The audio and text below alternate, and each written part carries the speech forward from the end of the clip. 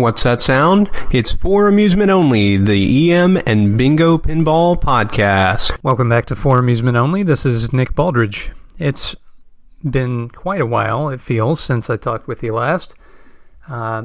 My schedule had completely changed due to some stuff that was going on with family and with work, but those things have now, not work and family, have come to an end, but those particular obligations have come to an end. So now there is time again with which I can record. So you'll have to put up with me for a little while longer at least. Now, I do have some good news and I have some bad news. The good news is, here I am, I'm recording. We're talking. Everything's great. It's exactly what you remember, except not quite. Because of the bad news. The bad news is I am doing much less EM or, frankly, any other pinball-related stuff these days because I am only working on my game for the P3 platform. So this podcast, while it retains a focus on EMs, and any time that I do a service call, for example, or have a particular quandary that I'm working with somebody on to try to fix a game, I'll try to point those out, but mainly I am hyper focused on programming this new game, and I feel like there's not a lot of information out there regarding programming for this platform in a digestible format.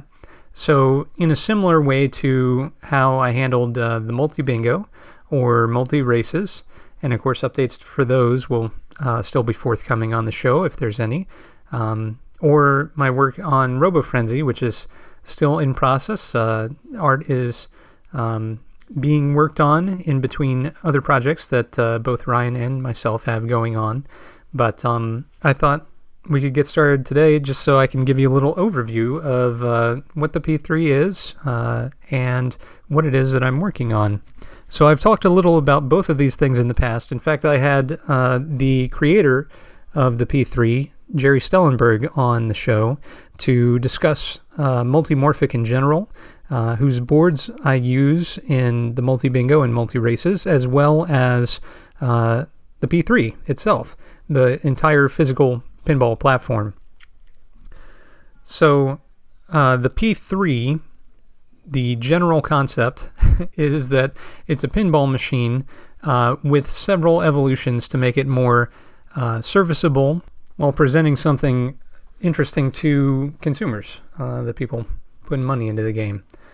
So the P3 platform, the reason it's called a platform is that it is modular. So in a similar vein as the multi-bingo, you're able to swap out playfields and change the entire game. So while you may order a P3 and it has a particular game installed, you can change the playfields, as I mentioned, or you can change out just the software. And the game has a launcher menu similar to the multi-bingo where you choose the game that you wish to play, and at that point it'll fire up and you're playing that game. It's pretty slick. It's really slick, in fact. So a couple of the unique features of it, there are button boxes on the sides instead of the traditional single flipper button, or perhaps dual flipper button if there's a MagnaSave. There are boxes which are completely configurable. So by default they ship with 3 button boxes on either side. There are red buttons, yellow buttons, and white buttons. The red buttons are flipper, and then the yellow buttons and white buttons do different things depending on the context in which you find yourself. Multimorphic tends to use them all in the same way, which is a very consistent thing for a platform. Third-party developers do things in a slightly different way. So it's been interesting to see just how that feature has been used. Another feature of the P3 is the ball tracking. So the ball actually can glide over a screen which is embedded below the bottom 2/3 of the playfield. So in a traditional pinball game, your playfield's made entirely out of wood, and you have inserts which light up to tell you to do something, or that something's worth a certain number of points, or that you've completed a sequence, or you're this close to completing a sequence, or something in that vein. Well, on the P3, there's actually a screen that is the playfield, and so you can have dynamic inserts that move around and can provide callouts or do other things, wiggle in enticing ways. All that can happen with the screen on the P3, and the ball is fully tracked as it's moving over that surface, so you can tell if the ball moves into a particular area and then have the program react accordingly. Really clever and very cool feature. The back third is made out of wood. It's a traditional playfield. It's engineered in a particular way to make it easy to move and store, and it slots right into a couple of rails in the back. You just slide it on down, it clicks into place, and then there are somewhere between 3 and 4 connectors that need to be moved, and that's it. Swapping that playfield module is very quick and easy. The other cool thing from a serviceability standpoint is that the apron area flips down and everything is slotted on rails, and you can slide it out. So that monitor I mentioned earlier can be slid out, replaced, worked on if needed, cleaned, anything. And it's really slick. I mean, just a couple of seconds and you can pull just about any piece out of this game, and working on it is a dream. It is really nice. There are multiple positions in which the playfield can be lifted, and it will balance by itself. It's been engineered to sit vertically close to the technician if you need to pull it forward and work on something underneath the playfield. Really, really special. And I've not seen really anything of its like as far as serviceability goes. I've only had a couple of little tweaks that I've needed to make on mine, and they were very quick things, and even quicker because of the modularity. Like, I had a pop bumper that wasn't quite as sensitive as it needed to be. Pop out the entire module, flip it over, and then adjust that switch is super quick to do. So those are some of the advantages of the platform. From a programming standpoint, what they've done is they've built on top of the Unity game engine, and Unity is an extremely popular game engine, and it's used in a ton of different video games produced across all different types of hardware, so cell phones, as well as computers, as well as video game consoles, and even various PC devices. It's everywhere. It's a really clever idea because there are a ton of great Unity content creators, and Unity itself has a built-in asset store where you can pull specific things that you might need that somebody's put up on the store for you to pull, like various little scriptlets, or maybe some simple 3D models, or even more complex 3D models of various items that you might have in your home, or fantasy items, or whatever you can imagine. Basically, there's something for it in the asset store. And if there's not, that's where what I've been doing comes in. So the thing that appealed to me about the P3, and I talked about it a little bit on my episode with Jerry, is that they have an SDK that's available for anybody to use. And that was something that I was extremely interested in, and they'd announced that long ago, back when they were first starting to talk about selling this P3. So that had been on my radar for a long time, and I was able to take a look at the SDK, and it is very clear and concise in almost every area. And it builds on top of Unity in a very clever way, I think, that's extremely extensible. They do a good job of separating kind of form from function, which is important, especially if you're maintaining a large code base. And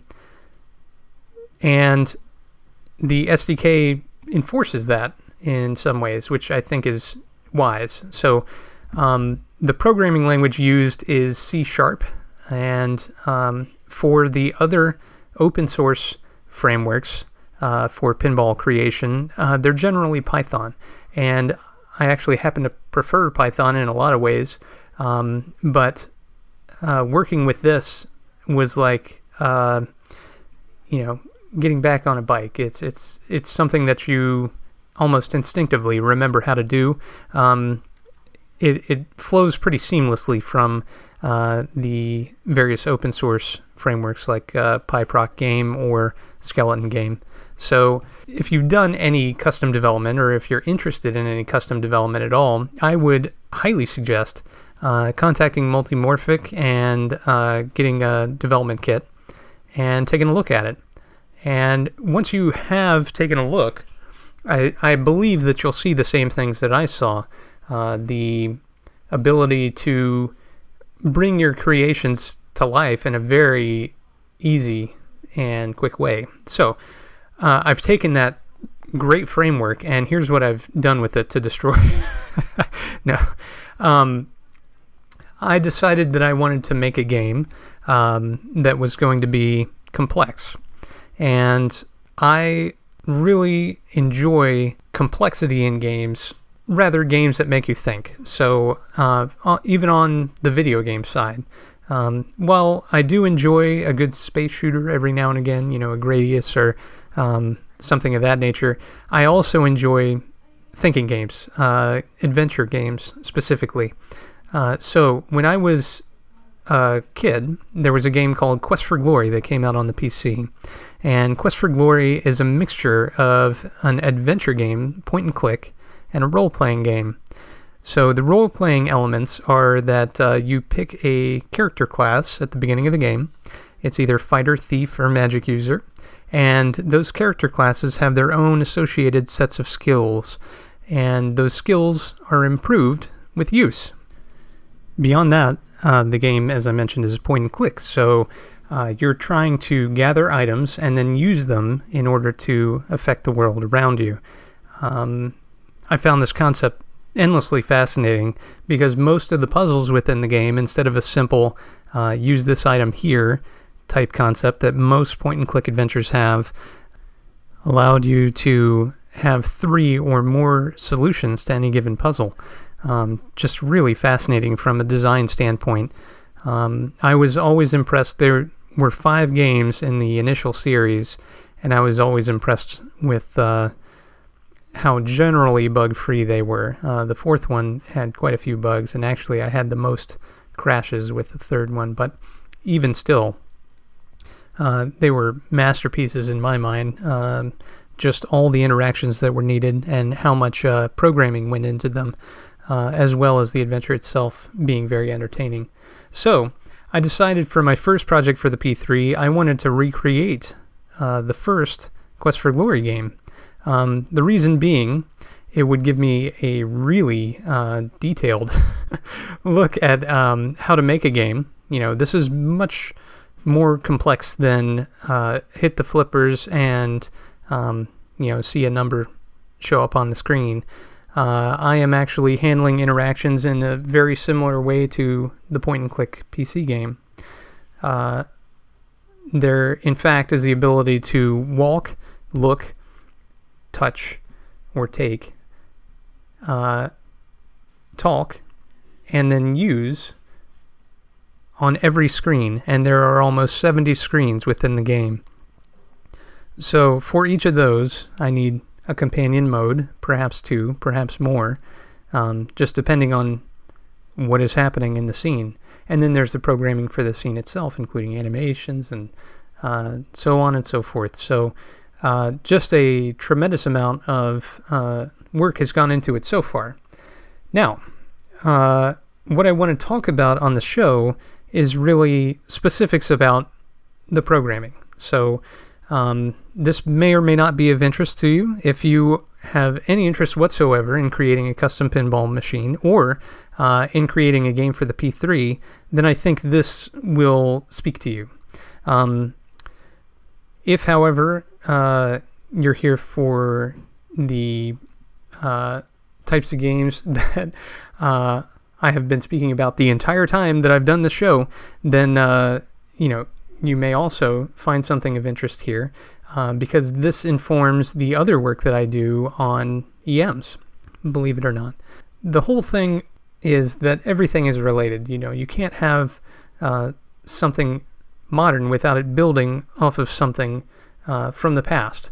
And I feel the same way with pinball game design.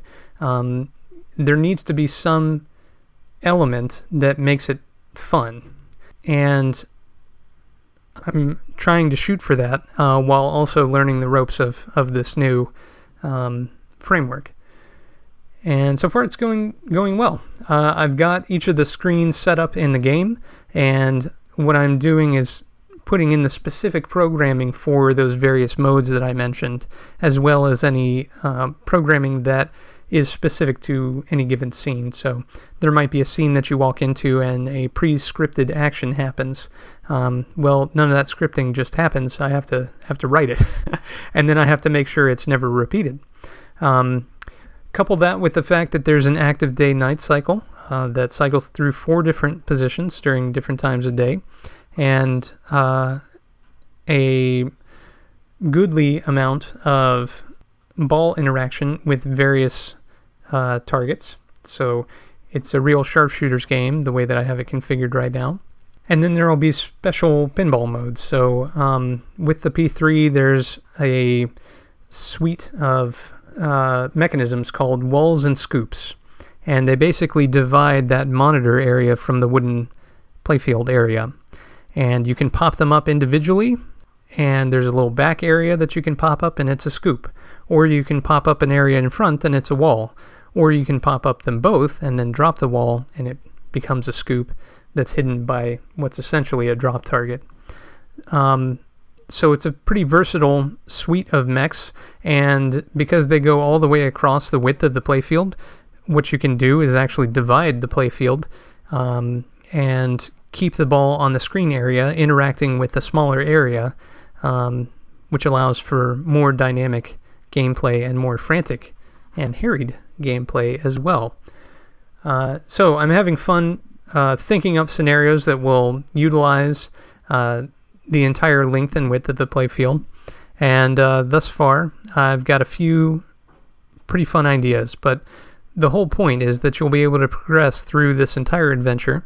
And the way that works is that the P3 supports profiles, and these profiles can be used to save data about a given game to a particular name. So if I make a profile named Nick, then I can save all of the game state to that profile and then resume it where I left off. In this way, you can complete a very lengthy adventure like this is over several sittings. So my goal is to have something relatively playable, not in a finished state obviously, but reasonably playable by the York show in October of this year. We'll see how things are looking as we get closer, but at this point I have something that is at least somewhat playable and people could get an idea of it. Very shortly, with the next push that I'm going to make, it will be much more playable, and you'll be able to traverse the width and breadth of the world, as well as utilize several different types of shots on every screen. I have clear goals laid out in my development thread on Pinside, and I'm working to achieve those every day. And I try to log, any specific challenges or problems, and certain things I'm going to call out here on the podcast. Weird things that what I think are weird that I had to discover, problems that I was able to overcome with how I'm going to lay out something conceptually. Sometimes it takes a couple of attempts for me to get something right. Like if I want to make a specific action happen, maybe I need to do it in a different way that's much more organized than the first way that I tried it. Things like that. So I'm constantly experimenting with it, and at this point I feel like I've got the basics down enough that I'm able to expand it and fill out the rest of the scenes and then go through and then refine from there. So I've got some specific ideas that I'm going to be talking about in future episodes, and I'm excited to share more info with you. Before I let you go, there's a few more things I want to talk about. First, Multimorphic has 2 new games that they've teased. One is an update to Cosmic Kart Racing, which allows it to play like a traditional 3-ball pinball game. For those of you who haven't seen Cosmic Kart Racing, it currently plays like a Mario Kart or some other kind of kart racing game where you're competing against the computer in a race, and you have to hit certain shots in order to speed ahead of the computer, and if you do, you move on to the next race, and if you don't, then your game's over. This leads to situations where if you're playing locally with more than one player, it can take a very long time, and it can be, quite unfair to one person, especially if it's their first game, for example. On Cosmic Kart Racing, they don't know the shots or how things are supposed to line up. So I'm looking forward to this update because I think it's going to bring a level of entertainment and fun to the game when you're not in that racing mode. When you want to play more of a traditional pinball game, I think that'll be pretty exciting. The other thing is they've teased a new game, and those things are coming soon, so they say. So I'm looking forward to hearing more. In the show notes, I'll have links to various threads, and we'll go from there. Today's featured game is Barrel Roll, made in February of 1935 by Allied Amusement Company of Los Angeles. This is a really interesting pre-war game, and in a bit of an unusual turn for a pre-war game, it's got ramps, or habit trails. It has multiple reels, or moving wheels, like the Ferris wheels on Cyclone, and it has more than one way to win. So, as is typical with games from this era, there are pockets all over the playfield, and you want to hit the pockets that have the highest scores. What is not typical is that there's a rollover near the center of the playfield, and if you hit that, then each of the wheels will advance. The wheels themselves are also illuminated, which is pretty cool for the time, and those habit trails are really neat. They are elevated above the playfield, so there's still the playing surface that you would expect underneath, which allows you to steer the ball into those scoring wheels that are down at the bottom. So I guess the unfortunate thing about that is that right in the critical area, your view is blocked by part of the habit trail. But I think that's a small price to pay for something so versatile. This game looks like a lot of fun. And I know I say that on almost every game that I talk about, and there's a reason I pick the games that look like they're fun. But this game is colorful. It looks like it's fast and friendly, and there's a little bit of something that would appeal to even modern pinball players, and I think that's a good thing. Again, looking into the past in order to develop something for the future is something that I find quite appealing. And one thing which I didn't discuss about this is that the balls will remain in those wheels until the wheels rotate several times. So if you land in the wheel at one point and then advance the wheel 2 or 3 more times, then you'll score whatever additional amount that is. So if you land in the wheel, maybe you score 1,500 or 2,000 points. But if you see the balls on the wheel, then it entices you to put in money to try and advance the balls further and increase your own score, because at the bottom they all dump into 2,000 point pockets. So very clever, and I've never seen one of these. I most likely never will, but it is a really fascinating looking game, and I'm curious if there are any others that are similar to it. All right, well, that's all for tonight. Thank you very much for listening. My name again is Nick Baldridge. You can reach me at foramusementonlypodcast@gmail.com, or you can call me on the Bingos line. That's 724-BINGOS1, 724-246-4671. You can listen to me on iTunes, Stitcher, Pocket Cast, via RSS, on Facebook, on Twitter at Bingo Podcast. You can follow me on Instagram, also at Bingo Podcast, or you can listen to me on my website, which is foramusementonly.libsyn.com.